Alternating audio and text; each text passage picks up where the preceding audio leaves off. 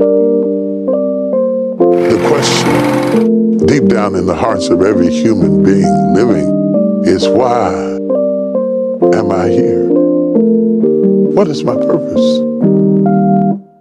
Sa tagsulok na kwarto, nabuo ang imahinasyon. Lumalawak na paligid para bang walang limitasyon. Sa dami kong nakita, ayoko na magbakasyon. Nais manatili sa pinasok na henerasyon. Kaya patuloy lang, asintahin iyong misyon. Sa pabago-bagong klima, sumabay ka sa ambon. Para di ka malito sa pagsapit ng tagsibol.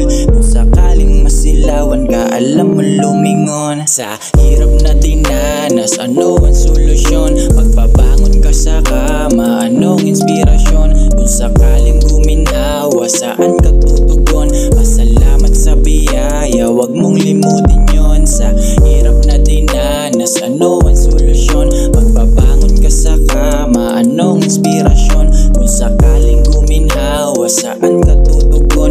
Pasalamat sa biyaya, wag mong limutin yon. Sobrang dami mong problema, paano mo nakakayanan?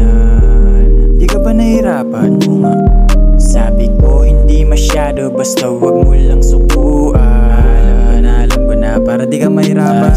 Kasi kung maghapon ka lang tenga, ano na lang kayang resulta ng kinabukasan kapalaran? Kung wala ng pera, kada araw lagi may sorpresa. Dapat may baon ka sa gera ng kapangyarihang kaalaman para pang suporta. Kaya patuloy lang, asintahin iyong misyon. Sa pabago-bagong klima, sumabay ka sa ambon. Para di ka malito sa pagsapit ng tagsibol.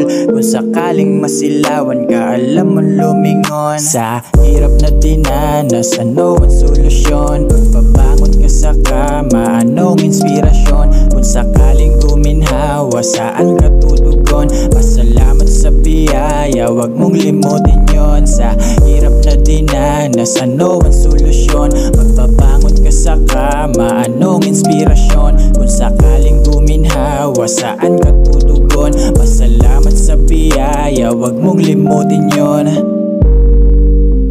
The reason we go back to God is because He is the Master, and He put everything in the box we needed to be successful at what we were created to do. Okay na, okay na.